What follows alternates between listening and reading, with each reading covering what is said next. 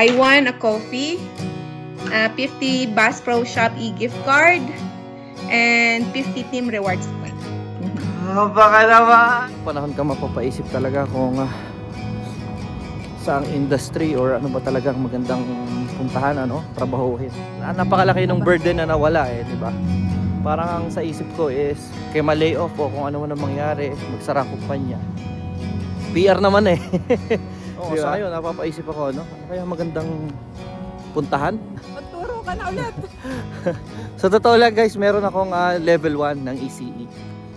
Ayaw niya sumama sa akin. Possible nating magawang level 3 yon, pero hindi ko pa rin talaga makita yung sarili ko na babalik na naman doon sa ang tuturuan mo is yung anliliit na bata.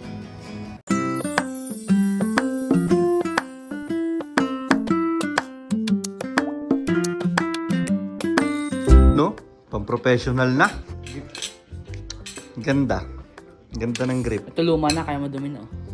Kaya nga. Pangit kasi yung light na color kasi nagdudumi agad yung Binilhan niya ng yung itong isa bigay, yung mga grip. Kasi naman, tingnan nyo na itsura sa tagal na namin ginagamit. Ito pa mas maganda kaysa dito Hindi siya rubber, itong ginamit na to hindi This rubber, one is felt. So ibang klase talaga yan sa ganito na rubber talaga. Ito yung mga ginagamit. Maganda to kasi talagang madikit. Pero pag hindi mabasa kamay mo, sweaty, hindi maganda. Hindi, yung ganda nga, dry na dry nga yung kamay ko Bago pa kasi, pag ito dikit. tinay mo, Madikit pa rin. As compared mo naman sa mga ganari nga, dumudulas na nga sa kamay. Pero alam nyo, itong mga badminton racket na to, Value Village lang namin nabili. Pero ang gandang klase. Talagang matitigas. Kasi may mga makikita ka pag mga mumurahin sa mga Walmart. Yung tipong pag tumama ang shuttlecock dito, mabubuka na yung mga net. Carlton lang. Pero ito, tigas. Ito lalo dito, na-jackpotan namin talaga to. Magkano bili dito natin? $4? Sipin nyo naman, $4, napakatigas. Pangit lang is grip Oo, tapos Saka may tama. may kasama na siyang ganyan. Nakasama na siya sa ganyan. Solo talaga siya. Kala nga daw naman kaklase niya, talagang binili niya na bago na mamahalin. Hindi nila alam, Value Village lang yan. Few years back 2 years ago na. 3 years ago na. Na-jackpotan lang natin yan, pero ang hirap makatiyempo ng ganyan. We used to have a bronze one. Nasira na yung string, di ba? Nag-snap yun. Maganda din yun. Alin ba yun? Yung brown, bronze. Hindi ko na matandaan yun. Kasi ang kinasisira niyan, kapag ka naisalok mo na naisalok to sa simento. Kaya nga, why would you do that? Diba? Hindi nga, kapag ka nga hindi nga sanay Kapag ka tumama to sa bato, mapuputol yun. Ayan, ang dami nang Pero alam mo ba, ito mas magaan kasi dito? Mas magaan ito, feel mo. Compare dito. Hindi. Yung balance yata talaga. No, this is heavier. The head. Akalain ba naman nakapasok pa sa badminton team ng kanilang school? Nakapasok sa volleyball team nung nakaraan. Nagba-volleyball lang naman kami sa backyard. Tapos sa inyan, volleyball sa backyard, badminton sa backyard. Tapos nagba-badminton kami sa backyard. Nakapasok din sa badminton team. Walang-wala na talaga mako-player yung school nila. Mamaya, sipag ng aking sipag ng aking helper. Oh, wow! Good job, bebe. Ay, you should change your clothes muna. Alright. Di ba? Sipag naman. I have good news. Anong good news? Anong good news? I won. Won what? Saan? Di ba uso ngayon yung roll up sa Tim Hortons? What did you win? Tapos, hindi ko alam na naipon na pala kasi dun sa app, makikita mo dun, meron siyang roll up sa app at merong roll up dun sa cup. Di ba yun yung yung sa baso? Oo, yun sa baso. Pero bukod dun, kung may app ka, may roll up sa app. Tim Hortons app? Tim Hortons app, oo. So, meron akong parang... Kano? Sa libo? Sige, convert natin. May 1,000 yun sa peso. Magkano nga? Nanalo ako ng $50 sa kabila. What? Legit! Yeah, I'll show you. Wait. Legit nga! Guys, may May nananalo nga sa Tim Hortons. Hindi peke ang ano dito. I know, right? Ang promo. Tatanda mo ng bata tayo, meron sa Coca-Cola, sa Tansan. Oo. Ito ang mga Tingin. prices. Ayan ang mga May kotse yan, di ba? prices. Di ba? 10,500,000 na Pwedeng nabigyan nila manalo ng ng... Ay, akala ko team's naman, 10 favorites. million pamimigay. Yan ang napamigay. Kape. Nakapi at saka, yung team favorites. Team rewards, 2,500,000. Nabigyan din ako niyan. So, mamaya pakita ko sa iyo kung ano mga naging price Yun nga. ko. Tapos, 40,000 na yung may 25 bucks team gift cards. Ayan pa yung mga ibang prices. At ito ang napanalunan ko. Isa ako sa 1,500 na nabigyan na $50 Bass Pro Shop. So, kailangan, gift ka. So, kailangan pumunta tayo ng Bass Pro para maklaim. Yeah. Punta tayong Cross Iron. Hindi, merong malapit. Merong malapit lang na Bass Pro, nakabelas. Hindi kailangan North, pumunta sa ano. Nakapanalo ng boat. Oo, may mga ganyan. May nanalo ng boat? Sun Tracker Pontoon. Isa? Isa. Tatlong Ito, kotse. tatlo nito. Off-road. Saan mo gamitin yung ATV? Hindi, pag ganyan ang mapapanalo na mo, ibebenta mo na lang. Hoy, all-inclusive vacation, 20 na ang nabigyan. Okay 20. naman. Tapos, Sa Mexico na. ito pa ang gusto ko sana, I'm gonna show you kung alin ang gusto ko pa sana. Ito, free movies for a year with Cineplex. 100 ang nabigyan. 100 na nabigyan? Oo. Tapos, Cine Club annual membership. Meron din gano'n. Grabe, paano kailangan gawin? Pag bumili ka ng kape sa Tim Hortons, di Uminom ka na, ba? uminom. Di ba? Ay, ito apaw. Buksan mo na. Hinaan mo nga po. Di ba anuhin mo lang? Bubuksan mo lang yung lid niya. Pero, alam mo, mas marami ang price sa app. So, mas maganda, wag ka magkape nang hindi ako kasama. Kailangan app ang gagamitin Oo. pag bumili. Kasi dalawang klase yan, Tiyan mo. Ang dami ng prices sa app. Pero dito sa cup price, konti lang, 6 lang. Oo nga. Yan. Kumbaga, ibig sabihin, mas maraming reward para sa member. Yung, Yeah. yung registered. Oo, member Oo. nga. At eto ang aking Dahil nga, prices. guys, dahil nga kami mga mahilig sa kape, sila naman hindi kape. Ano ba laging in-order nila? Minsan, Mga mga vanilla. cold drinks. Oo, tsaka cold drinks. so Yun. ito ang mga napanalunan ko. I won a coffee, 50 Bass Pro Shop e-gift card, and 50 team rewards point. Baka naman. Parang swerte ka kayo na. So, yun ang kagandahan dito, guys. Kaya, kapag ka may mga membership yung mga tindahan, maganda rin nagpapa-member eh. Sipin mo, pag birthday, may mga libre. Di ba? Pag birthday, may mga libre. Tapos yun, yung mga rewards na ganyan. Ako nakakakuha ng libre, no? Oo. Yung mga ganyang rewards, di ba? Hindi mo na expected na Oo, naman na mananalo ka. $50. So, marami-rami rin mabibili nun sa Cabellas. I know, right? Di ba? So, yun. Makakapunta kami ng Cabellas. Matagal-tagal na kami hindi nakakapasok doon. Yung boat namin na ginagamit lagi kapag nagka-camping kami, yun, bili namin yun dun eh. $50? Ayos na rin yun. Makakabili na ng sombrero. Yan. Ayos ah. Legit. Naalala ko dati, yung mga, anong tawag dito? Yung mga sa Pilipinas, nung bata kami, yung mga tansan. Yung makikita mo kung anong napanalunan. Di naman kami, sa dami-dami ng tansan na pinulot namin at tiningnan, wala namang napapanalunan. Di na ako nakakita ng nanalo sa ganun. Mas maganda pa yung yung binobola talaga kasi nga yung tatay ko dati, nung nabubuhay yung mahilig yung manigarilyo. Yung sa yung Hope and Winston, yung kahanang sigarilyo, bubuksan nilang ganyan tapos susulatan nila ng pangalan, nilalagay sa drop box sa mga tindahan. Yun, isa rin yun. Pero at least may consolation yun. Minsan kapag hindi binobola, yung pag nakaipon ka ng marami, napapalitan ng tuwalya o ng kung ano-ano, plato, kung ano-ano mga bagay. Finish. This part is the top. Pero dito talaga legit, oh. Ay, tapos na daw yung assistant ko. Yan, okay na? Thank you so much. And I wash my hands. Oo, so yan, maglilikom na ako dito, maglilinis na ako. Kasi ako ay kumakain ng tinapay habang nagluluto. Tapos si Johan sabi ko, gayat ka nga. Oh, ayan, naggayat na siya. Alright, maglilikom muna ako, sobrang dumi, oh. Mami, hindi daw sila Papasok? Hindi, sasama daw niya si Johan sa practice. Oo.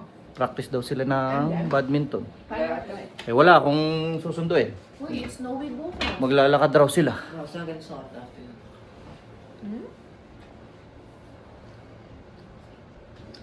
Nakain. Nude muna kami ng vlog ni Perds at saka ng mga vlogger dito. Snowbootsin mo si John. Habang naghihintay ng aming niluluto. Ha? Kanin day kami yun kanin. Anong oras kayo uwi? Mga 5 o'clock na po. Manglakad muna ang lovers. Lovers in Pares. Lovers in Canal. Lovers in Pares. Pakita ko sa inyo yung pinupuntahan namin. Diba? So, galing sa kalsada, pumasok kami dito. Ito yung by the storm pond. Hindi naman madulas. Ayan. So, yun yung kalsada, guys.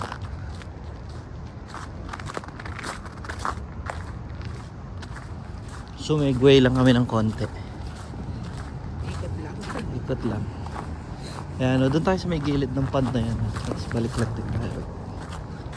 Misa lang kami makalabas ng ganito eh. Pwede na kasi. Haba ng liwan. Dahil nga nag-adjust na yung time. Yung uwi namin dati, before mag-adjust ng spring forward, maliwanag na. Pero ngayon, madilim na naman. Pero ang gabi naman is maganda kasi sa gabi, yung 7, anong oras na ngayon? 7:30 na, no? 7. Oh, 7 na, pero ang liwanag pa. Yun naman na nag-i-epekto sa gabi.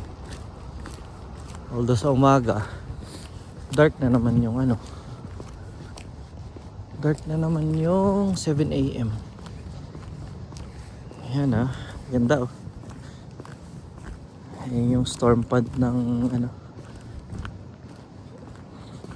Inverness.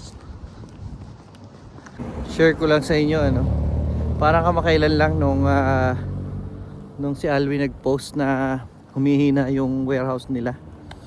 Okay pa kami nun yung warehouse namin Pero ngayon alam niyo ba sobrang tumal na warehouse namin. Ang dami na ring empty. So parang ang nakikita is hindi lang siya sa Calgary or what, pero parang ang nagiging problema is ang daming competition. Maraming mga maliliit na warehouse na nagsusulputan at ready mag-offer ng mabababang rates para sa mga customers. And yun yung reason kung bakit ang nangyayari is mahirap kumuha ng customers para punan lahat ng mga empty spots ng mga warehouse. Kagaya sa amin, may umalis na account, hanggang ngayon hindi pa napapalitan. So yun ang problema. Isang buwan na kaming ganito. Although hindi naman kami napapauwi or lagi namang may nagagawa pa rin, pero talagang slow down talaga. Yung mga ganitong panahon ka mapapaisip talaga kung saang industry or ano ba talagang magandang puntahan, trabahuhin. Sa ngayon, sa totoo lang, hindi ko naman iniisip yung hindi ako nag-aalala doon sa mga layoff kasi nung na-PR kami, nawala na, napakalaki ng burden na nawala di ba? Parang ang sa isip ko is kay ma-layoff o kung ano man ang mangyari, magsara kumpanya. PR naman di ba? Yun na lang yung iisipin mo, PR naman So, pero ang problema doon is kung ano yung rate na nakukuha mo ngayon, hindi garantisadong pag lumipat ka ng trabaho or ng kumpanya o kung saan man, makukuha mo yung same rate na yun. So, sa ngayon marami rin tumatakbo sa isip ko kung ano ba talaga magandang gawin. Although sabi ko naman noon talaga, hindi ko naman talaga tatagalan ng sobrang tagal ang trabahong warehouse. Pero mag-apat na taon ka na. Pero 4 na taon na, maglilima na nga Pero hindi mo rin kasi maipagkakaila na maganda naman yung kitaan sa amin. At isa pa, laki rin naman ang naitulong sa amin nung mga panahon na talagang kailangan namin ng kwarta, pambayad ng tuition para makasurvive ng mga unang taon namin dito sa Canada. Kaya kahit mahirap, parang thankful ka pa rin kasi napunta ka doon. Oo. So ang hindi ko tatagalan is yung lamig talaga kasi nga sa mga hindi nakakaalam Nagtatrabaho kami sa magdamag sa environment na sa loob ng room na -25. Doon kami gumagalaw, doon kami nagtatrabaho. -25, no, degree Celsius. So talagang malamig kahit pa sabihin na magbalot ka, yung mga kamay mo, yung mga paa mo, makakaranas ka talaga ng mga naninigas na, halos mag-frostbite na. Kaya yun ang sabi kong mahirap sa katawan. Balik na tayo, ha? Balik tayo doon. Yan. Alam ko ba sa kaliwa? Ang isa pang kalaban ng warehouse sa ngayon is yung automation. Actually, may comment nga doon sa dati kong video na dadating ang araw, mga robot na ang gagawa sa warehouse. Which is that is really a possibility. Talagang posibleng mangyari yun. In fact, yung Coca-Cola dito ay nagtayo ng napakalaking warehouse na computerized na. So, hindi man 100% computerized, pero syempre, napakalaki na rin na less sa mga tao na kailangan gumalaw, no, at magtrabaho doon sa warehouse na yun kasi nga automated na. Kaya yun. Oo, sa ngayon napapaisip ako, no, ano kaya magandang puntahan? Ano kaya magandang linyahan? Anong pathway? Magturo ka na ulit. Sa totoo lang guys, meron akong level 1 ng ECE. Pero kung talaga Ayaw niya sumama sa akin. possible nating magawang level 3 yon nang hindi ako nag-aaral, nagbabalik sa pag-aaral. Pero hindi ko pa rin talaga makita yung sarili ko na babalik na naman doon sa ano. And ang worst is, ang tuturuan mo is yung anliliit na bata. Oh, mga cute nga, pero sakit din sa ulo nun. Anliliit. Hindi niya kaya. Parang hindi ko makita sarili ko, hindi ko kaya sa ganoon. Kaya sa ngayon hindi ko pa muna iniisip yung ano, pero at least 'di ba may fallback kung sakali. Oh, pag no choice na Pag no choice na talaga, 'di ba? Or halimbawa part-time, pwede naman. Sumundot-sundot ng daycare. Nahahire pa rin naman ng lalaki. Sabi kasi, 'di ba, mahirap daw pumasok sa daycare ang lalaki. Pero nakakapasok, may mga lalaki pa rin na nakakapasok sa daycare. Meron pa rin, ano? Ang problema kasi sa akin, kung gustuhin ko man na ano, na mag-aral, napakahirap kasi nung isabay sa ano. Hindi ko kasi alam kung ma-figure out kung paano yun isasabay sa nagtatrabaho ko ng panggabi. Parang medyo may pagka imposible. Ang alam ko, mas maraming nakakapag-aral ng gabi na nagtatrabaho ng umaga. Ang isang naiisip ko rin is trades. Pero ang problema naman sa trades, para makapasok ka sa apprenticeship, kasi nagbabasa-basa rin ako eh. Ang problema naman doon is saan ka naman makakakita ng bastang company na mag-hire sa'yo. Ang term nila is mag-i-indenture sa'yo para sa apprenticeship. Kasi yun ang first step eh. Kailangan meron kang employer. So yun ang ano, yun ang number 1 na challenge pagdating sa kung sa apprenticeship, kung mag-aaral sa apprenticeship. At saka isa pa syempre, yung rate talagang bababa kasi magsisimula ka, helper ka eh. Sisimula ka tagawalis. Sisimula kang katulong lang or utusan ng mga journeyman, ng mga mas ahead sa'yo, mas senior sa'yo. Dito tayo, mami. May mabibilis. May mabibilis maglakad. Pakita ko sa inyo yung ano. Nangangati na yung hita ko, mi. Ganda, di ba? Pandlang yan. Storm water. Hindi siya lake. Mabilis nila maglakad. Meron kasi silang tungkod eh. Apat kasi pa nila kaya mabibilis sila. Naiilang ako eh. Kasi nagbibideo ko. Kaya naiilang ako. Sa kabilang banda. Sa kabilang banda na lang. Para Tagalog. On the other hand, yung although kung halimbawa nga at meron kang makitang employer na willing na mag ano sa'yo sa apprenticeship, parang matatawag mo na rin na although bababa yung sahod, at talaga magiging At least hindi ka zero. Oo, at saka hindi naman kahit apprentice one or helper sa mga trades, no. Hindi You're ka gaining experience. hindi ka sasahod ng minimum. Oo. Hindi ka pa rin sasahod ng At minimum. saka, ano na nga yun eh, yung parang pag-gain mo ng experience Oo. kasabay ng pag-aaral mo. Oo. Ang ganda na nun. Hindi, at saka may ibig sabihin ko nga ay ang tawag mo doon ay investment. Mag-i-invest ka muna sa umpisa, magtsatsaga kang mababa ulit sahod mo.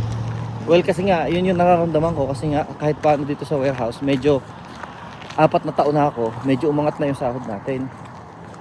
Pero talagang pag bumalik ako sa as pagiging helper sa ganyan, Balik tayo sa may pas. Sige. ay ano tayo, bababa ulit talaga tayo ng sahod.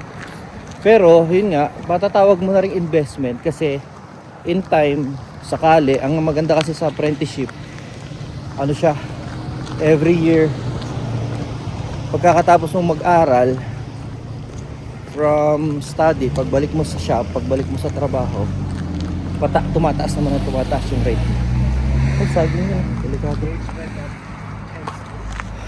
Ay, mami, alam mo ba? Mga iba ko, ang dami na ulit bentahan. Oo nga eh. At meron na doon sa linya doon, 2 na yung sold.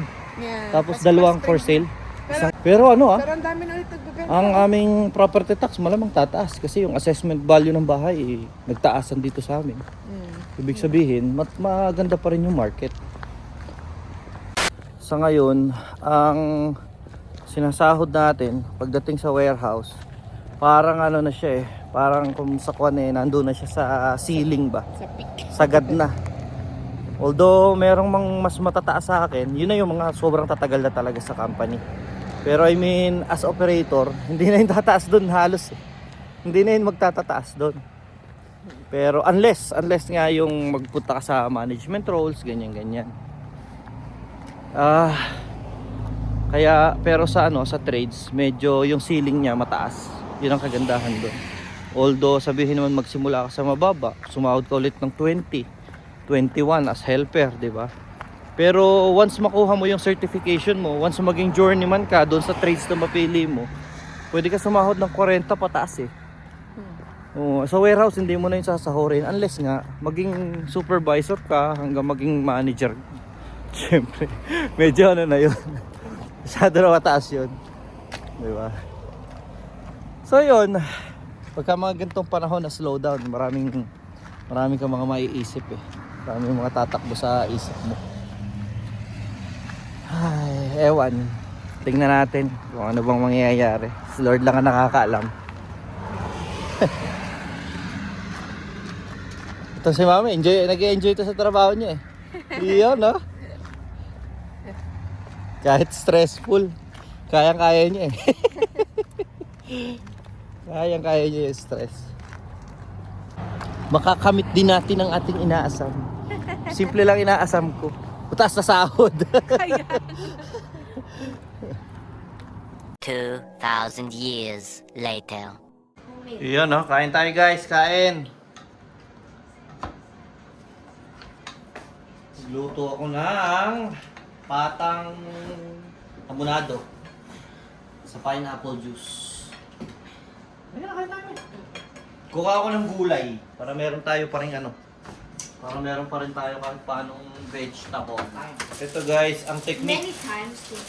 para hindi agad masira ang lettuce. Ito natutunan ko. Ang galing nga. Pomelo night. Ano lang siya. Only pomelo. Ilang araw na to. Yung laman lang. Pero mas maganda, mas effective kung ganito. Natin Meron. mo nga. Ikaw mo nga. Meron diyang Yung One laman with a lang. lot of meron lemon. diyang malaman. Oo. Yan ang nabili kay Johan. Yan ang kain ng And a hot dog saba from Ayan. the lemon. Oh, yan. And then, Dali ako bigyan mo. lagyan kita nito. May paminta ha. Careful. Tanggalin mo lang yung ito ang batang Magkutsara ka. iluluwa kapag ka may taba. Yeah. Which is good naman yun. Okay rin yun. Mas maganda yung hindi nakakain ng taba. Ito na lang. Yeah. Kasi it's bad. It's good but it's bad. It's not good and it's bad. Ayan. Thank you, Lord. Thank you, Daddy. Oh, thank you Lord. Thank you, God bless Daddy. you. So good.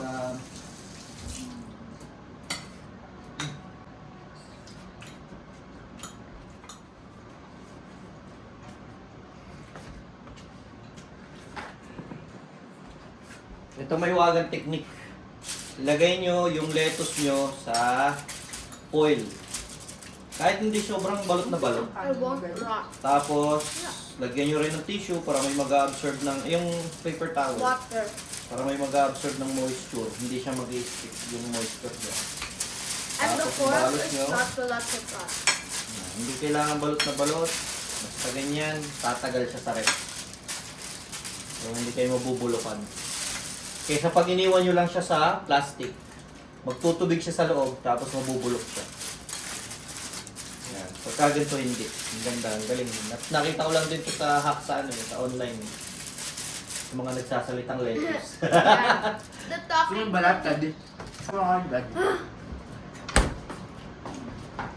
Oh my!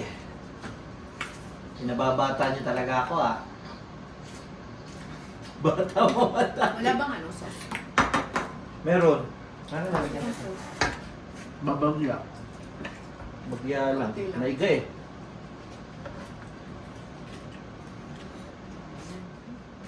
Woo! Patay tayo dito. Lagot tayo. I can karate slice. Oh. Ay, nako. And then I only have to leave. Ang init pa ng kanin ah. Kanina pa yung naluto. I have to eat this part. Parang